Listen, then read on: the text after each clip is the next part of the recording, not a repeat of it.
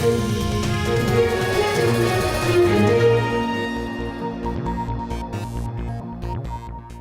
good evening. I'm Aishwarya Kapoor with News Tonight, where we get you all the big stories from India and across the world that made headlines through the day. So let us get started.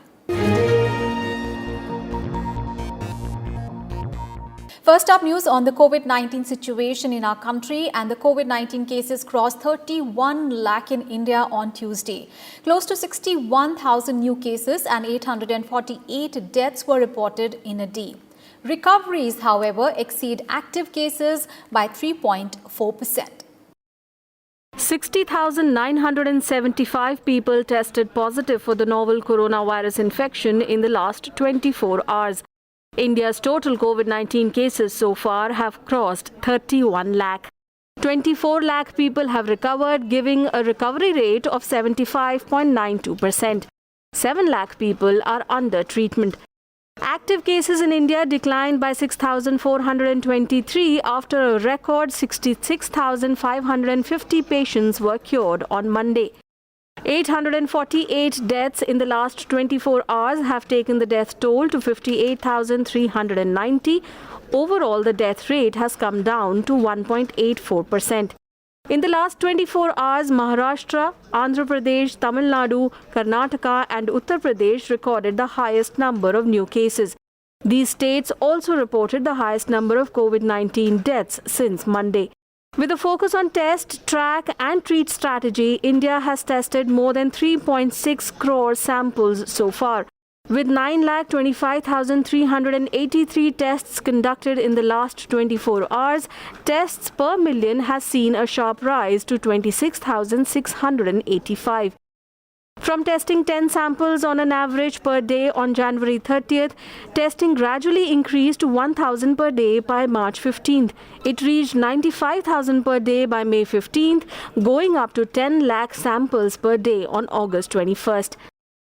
Starting from a single lab at Pune in January, India's testing lab network has seen a substantial growth with 1,524 labs that include 986 government labs and 538 private ones. On 25th August, we have done 3 crore 68 lakh tests, and we have 1,524 laboratories with having done about 1 crore tests on 7th of July, 2 crore on 3rd of August and 3 crore on 17th of August. So we also have been able to set up the high throughput laboratory machines at various sites, and these have the capacity of testing more than 1,000 tests at one place. We have repurposed a couple of the high throughput labs that were already available, and we have also got some more high throughput laboratories set up at the places which were really requiring it, Patna, Kolkata, and then area cities or mega cities like Delhi and Bombay, where air traffic and other movement was tremendous, and the NCR region, where again the population is huge, and the Mumbai region, where the population is huge. With the increase in testing, the test positivity rate has also declined. From 9% on August 10th, the TPR has declined to 8.6% on August 25th. In the first week of August, the positivity percentage on a 7-day rolling average was 11. And this has come down, again 7-day rolling average, this has come down today to 8%. तो अगर आप historical positivity देखें तो वो 8.6 है, अगर आप 7-डे rolling average में पॉजिटिविटी देखें तो वो 8 है, 8% है. तो लगातार इसमें भी गिरावट आ रही है. Out of the total COVID-19 active cases in India, only 2.7% patients are on oxygen support, 1.92% patients are in ICU, and 0.29% patients are on ventilator support. Bureau Report, Rajya Sabha TV. And COVID-19 infections and fatalities continue to rise worldwide on Tuesday, with total cases nearing 24 million and deaths over 8.17 lakh. With cases crossing 5.9 million and deaths mounting to over 181,000, the Food and Drug Administration of USA authorized the use of blood plasma from recovered patients as treatment for COVID-19 disease. The FDA has issued an emergency use authorization, and that's such a powerful term, emergency use authorization for a treatment known as convalescent plasma. This is a powerful therapy that transfuses very, very strong antibodies from the blood of recovered patients to help treat patients battling a current infection. It's had an incredible rate of success. Today's action will dramatically expand access to this treatment. Brazil had a daily count of over 170,000 cases. It now has a total of 3.6 million infections. Mexico started its new academic year through virtual televised teaching. With a home learning program broadcast by major television networks, millions of students returned to classes on Monday. In the United Kingdom, COVID-19 infections crossed 3.26 lakh and 41,433 deaths. Nearly 2,000 new cases were reported in France in the past 24 hours, bringing the nation's total to over 2.44 lakh. 30,528 people have died from the disease. Spain reimposed restrictions on movement and mass gatherings after a fresh outbreak. 2,060 new cases were reported in the past 24 hours, taking its tally to over 4 lakh. Japan had 495 new COVID-19 cases on Tuesday and extended current restrictions on gatherings through September end. Australia's Victoria reported 148 new COVID-19 cases and ramped up testing to slow the spread of the virus. South Korea on Tuesday ordered schools in Seoul and neighboring areas to switch back to remote learning until 11th of September. The move comes after 280 new cases were reported, bringing the country's total to nearly 18,000 cases with 310 deaths. New Zealand has mandated masks on public transports. It had 8 new cases on Monday, raising its total to 1,332. On Tuesday, Gaza imposed a complete lockdown for 48 hours after reporting its first case of community transmission. Government buildings, private businesses, schools and mosques are closed. Bureau Report, Rajya Sabha TV. And now an update on the race for coronavirus vaccine. And on Tuesday, British pharmaceutical company AstraZeneca began the clinical trials of an antibody treatment for COVID-19. The treatment aims to act both as a preventive cure and a medicine for those who already have the disease. The trials will involve 48 participants aged between 18 and 55. AstraZeneca is also among the front-runners in the global race to deliver an effective vaccine for COVID-19. It is conducting final stage trials of a potential vaccine developed by Oxford University. Trial data of the vaccine is likely to be given to regulators by the end of the year.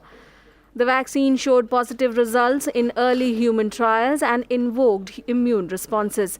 In India, the AstraZeneca-Oxford vaccine is in the Phase 2 human trials stage. The trial is being coordinated by Pune-based Serum Institute of India. The other 2 vaccines developed by Bharat Biotech and Zydus Cadila have completed Phase 1 clinical trials. जैसे कि मालूम है कि 3 vaccines इस समय भारत में कुछ थोड़ा आगे बढ़ सकी हैं और 3 और वैक्सीन हैं जो प्री क्लिनिकल स्टेज में हैंगी। जो 3 जो आगे बढ़ चुकी हैं उसमें सीरम इंस्टीट्यूट वाली वैक्सीन है जो फेज़ 2B और 3 की स्टेज में चली गई है, शुरू हो गई है, और जिसमें 1700 मरीज़ों को स्टडी किया जाएगा। और दूसरी भारत बायोटेक की वैक्सीन है जो फेज़ 1 की स्टडी में 375 मरीज़ को कंप्लीट कर चुकी है और सेकेंड फेज़ शुरू करेगी। और तीसरी जाइडस कैडिला की है जिसमें कोई फेज़ 1 की कंप्लीट हुई है उनकी, कोई 45 या 50 मरीज़ की, और सेकेंड फेज़ उनकी शुरू होने वाली है। तो ये पोजीशन है। Meanwhile, US firm Novavax has started enrolling volunteers for Phase 2 of its vaccine tests. The vaccine produced high levels of virus-fighting antibodies in early trials. The company hopes to get regulatory approval for its vaccine as early as December. Other US firms, Pfizer and Moderna, are at an advanced stage of human trials. over 30 vaccines are in various stages of clinical development globally. 6 are in the final stage of human trials. On to the other top story that we are tracking this evening. India has hit out at Pakistan over lies peddled by its mission at the United Nations. In a strong statement on Monday, the Indian mission at the UN said that Pakistan has put out a false statement claiming that their envoy Munir Akram spoke at the UNSC while the session was not open to non-members. The statement further says that Pakistan's statement exposes the 5 big lies being peddled and pushed by Pakistan. Dismissing claims by Pakistan that it is a victim of terrorism by India, the Indian mission reminded UNSC that Pakistan is the biggest sponsor of terrorism against India. India further added that Pakistan is home to the largest number of terrorists in the world. Rejecting Pakistan's claims that Al-Qaeda has been decimated from the region, India underlined that Osama bin Laden was hiding in that country in plain sight. The Indian mission at the UN said Pakistan makes the laughable claim that India has hired terrorists as mercenaries to hit them. The statement also rejected claims of Indians being in the 1267 sanctions list. Further, it slammed Pakistan for making ridiculous assertions about India's internal affairs. Accusing Islamabad of systemic cleansing, New Delhi highlighted that Pakistan's minority population has dropped drastically from 1947 to what it is today, which is just about 3%. Regularly used by Pakistan as a tool of statecraft to create an atmosphere of fear and intimidation inside the Indian territory. Pakistan, on the other hand, continues to deny the victims of terrorism their fundamental right to justice by not acting on the concrete evidences which have been shared by India on several terrorist attacks, including the 1993 Mumbai serial blast and the 2008 Mumbai terror attacks. The perpetrators of these gruesome terror attacks have been proscribed by the UNSC 1267 committee, but continue to enjoy state hospitality in Pakistan. They are still to be apprehended and sentenced. Families who lost their loved ones are still suffering and waiting for justice to be delivered. The Indian mission's statement comes after Pakistan's permanent representative Munir Akram put out a random statement on Monday, masquerading it as a statement made by him to the United Nations Security Council.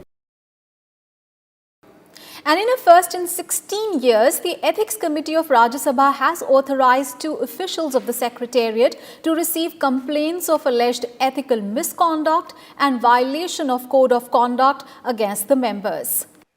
Rajya Sabha MPs were informed of the decision by the Secretariat on Tuesday.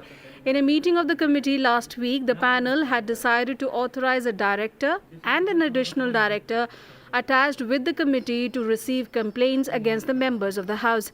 Rule 295(4) of the Rules of Procedures of the House provides that a complaint should be addressed in writing to the committee or to an officer authorized by it, but this authorization was not done so far. The meeting was chaired by Committee Chairman Shiv Pratap Shukla. Stating that Rajya Sabha Chairman M. Venkaiah Naidu was keen about the Ethics Committee being more proactive in pursuit of its mandate, Shukla urged the members of the committee to address ambiguities in the present rules relating to taking up complaints for effective functioning of the committee. News from Parliament. And the Parliamentary Standing Committee on Agriculture held discussions on the production and availability of certified and quality seeds in the country. Agriculture and Farmers Welfare Ministry Secretary Sanjay Agarwal gave a presentation regarding the steps taken by the government in this regard. The panel is headed by Lok Sabha MP P.C. Gardigodar. This was the 3rd meeting of the committee, the last having been held on 21st of July. 11 MPs were present at the meet. In its earlier meetings, the committee held discussions on crop insurance, locust attacks, and the welfare of fishermen. In the 60s, the availability of certified quality seeds in the country was just 40 lakh quintal. However, due to the government's strategic measures, it has crossed 370 lakh quintal over the years. And the process of filing up one Rajya Sabha seat in Uttar Pradesh began today with the issue of notification.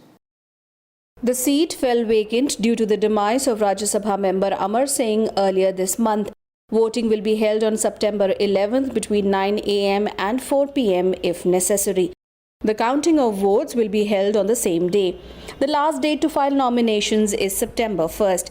Whoever gets elected will have a term of less than 2 years, as Amar Singh's tenure was slated to end on April 4th, 2022. All measures to contain the spread of COVID-19 will be taken during voting. On to some other news. The monsoon session of Chhattisgarh Assembly started on Tuesday with new seating arrangement and all precautions in place in the House to curb the spread of COVID-19.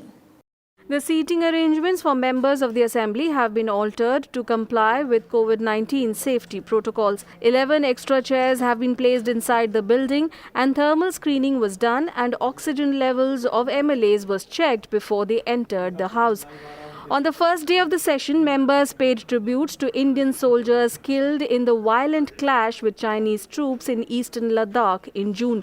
The House also paid tributes to former Chief Minister Ajit Jogi, former State Minister D.P. Dhritlahare, former Minister Balihar Singh and former MP Rajnigandha Devi. Ajit Jogi, the first Chief Minister of Chhattisgarh, and the other three died in the period following the last session.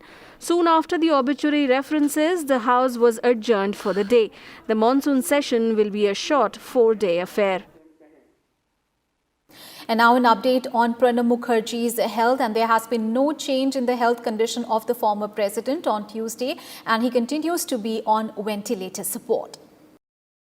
Doctors at the Army Research and Referral Hospital have said that the vital parameters of Pranab Mukherjee are stable and the former president continues to be treated for respiratory infection. He was admitted to the hospital in Delhi on August 10th and was operated upon for removal of a clot in his brain. The former president also tested positive for coronavirus. Thereafter, he developed a lung infection. His health parameters are being closely monitored. Union Minister Nitin Gadkari inaugurated 45 highway projects in Madhya Pradesh on Tuesday. The projects cover 1,361 kilometers of road, 2 overbridges and 6 bridges, and involve a construction cost of 11,427 crore rupees. Gadkari said the projects will create tourism and employment opportunities and give impetus to the development of backward area of the state. He also announced road projects worth over 7,000 crore rupees. Chief Minister Shivraj Singh Chauhan also presided over the event. आज जो शिलान्यास हुआ उसमें ननासा से बैतूल, इसमें ननासा से पीनगांव 867 करोड़ रुपए का प्रोजेक्ट है, 47 किलोमीटर. फिर हरदा से टेमगांव 555 करोड़ 30 किलोमीटर और चिचोली से बैतूल 620 करोड़ का 40 किलोमीटर. तो ये जो प्रोजेक्ट है इसमें ननासा, पीड़गांव, हरदा, टेमगांव, चिचोली, बैतूल तक 2420 करोड़ की लागत से 117 किलोमीटर का 4 लेन मार्ग बनाया जाएगा. ये निश्चित रूप से बहुत उपयोगी है क्योंकि बैतूल से मुझे भी काफ़ी बार जाना पड़ता है, तो मुझे पता है कि इसका महत्व कितना है. And the Supreme Court has rejected a petition seeking online national eligibility cum entrance test or the NEET test for medical courses for overseas students. It, however, asked the centre to allow students to come for the examination on Vande Bharat mission flights. A court bench asked Solicitor General Tushar Mehta to do the needful. The exam is scheduled to be held on 13th of September. The bench also refused to relax the 14-day quarantine requirement since it involves public safety. The court, however, said students may approach state authorities to seek relaxation of the quarantine period. The court, however, urged the Medical Council of India that conducts NEET to hold exam online from next year to address accessibility issues. The bench was hearing a petition challenging the Kerala High Court's decision rejecting a prayer to set up examination centres abroad. Earlier, the court dismissed petitions to postpone the joint entrance main exam and the NEET in view of the coronavirus outbreak. And the Supreme Court on Tuesday reserved its judgment on the punishment in the contempt case against lawyer activist Prashant Bhushan. A three-judge bench headed by Justice Arun Mishra said that while the court welcomes fair criticism, those who criticize courts should not attribute motives to judges. He also said that lawyers and judges should work together to ensure that dignity of the institution is not compromised. Attorney General K.K. Venugopal reiterated his appeal to the court to close the case against Bhushan after reprimanding him. Prashant Bhushan's counsel Rajiv Dhawan said the court should not punish Bhushan and make a martyr of him. He suggested that the court should issue a general direction that bars should be restrained while criticizing the court. However, the court said the lawyer has not apologized yet. Bhushan was convicted of criminal contempt by a three-judge bench over his tweets criticizing the Chief Justice of India. The Supreme Court has also referred to another bench the 2009 contempt case against Prashant Bhushan. Home buyers must be compensated if builders delay the possession of their flats or fail to provide the amenities that they had promised. Stating this, the Supreme Court has said that builders must pay home buyers annual interest for the cost of the flat for the period of delay, in addition to the monthly per square foot penalty that they mention in the apartment buyers agreement. While delivering its verdict, the court set aside the July 2019 verdict of the National Consumer Disputes Redressal Commission (NCDRC) when it dismissed the complaints of 339 flat buyers. The NCDRC ruled that home buyers were not entitled to compensation in excess of what was stipulated in their flat purchase agreements for delayed possession and the lack of assured amenities. The Supreme Court asked developers to pay the compensation within 1 month from the date of the judgment, while stating that failure to do so shall carry interest at the rate of 9% per annum till the payment. In some other news, the National Investigation Agency on Tuesday filed a charge sheet in the February 2019 Pulwama terror attack case, naming 19 people for carrying out the bombing at Pakistan's behest. The 13,500-page charge sheet was filed before a special NIA court in Jammu.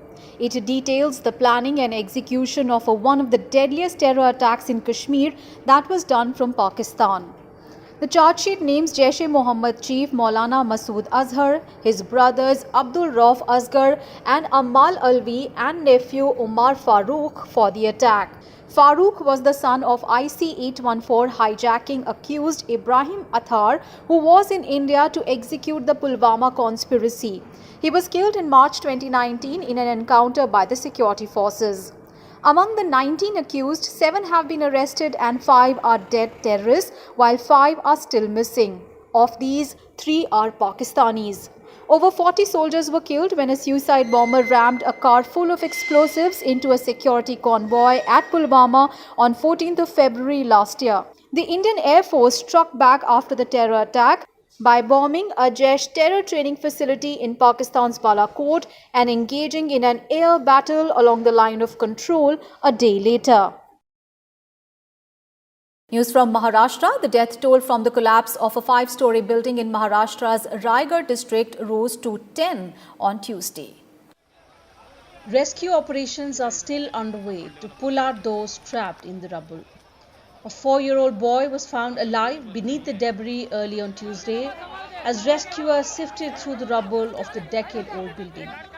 However, his mother died in the building collapse. At least 10 people are still reported to be missing since the collapse on Monday evening. The police have registered an offence against 5 persons, including the builder and architect of Tarak Garden, in connection with the collapse. Vice President M. Venkaiah Naidu expressed condolences to the bereaved families and wished a speedy recovery to those injured. Prime Minister Narendra Modi said he was saddened by the loss of lives in the mishap. He too expressed condolences to the families of those who lost their dear ones. दुर्दैवी घटना हुई है। इसमें Tarak garden नाम की एक building है, यह गिरने की वजह से एक डेथ हुई है और 6-7 इंजर्ड है, घायल है और अभी रेस्क्यू ऑपरेशन शुरू है। मुख्यमंत्री जी ने कहा है कि यहाँ पर जो भी मृत परिवार है उसको शासन निश्चित रूप से सहयोग करेगी और जो घायल है उन्हें भी राज्य शासन की ओर से सहयोग किया जाएगा। News from Gujarat, and the Central Industrial Security Force has taken over the security of Statue of Unity, the world's tallest statue of Sardar Vallabhbhai Patel in Kevadia in Gujarat. 272 CISF personnel have been deployed in the first phase from Tuesday. These personnel arrived last week. They remained in a week-long quarantine and underwent COVID-19 antigen tests as part of the protocol. The Home Ministry gave the charge of security to the CISF, keeping in mind the sensitivity to terror attacks. The CISF guards almost all airports in the country, the Delhi Metro, and all sensitive government buildings in the national capital. And now an update on the flood situation across different states. The flood situation remains critical in Bihar, where 83.62 lakh people across 16 districts have been affected. However, no fresh areas have been affected in the past 48 hours. The Ganga continues to flow above the danger mark at 3 places in the state. Heavy showers across the state are likely to complicate the situation of marooned people, with rivers swelling further and posing threat to their safety embankments.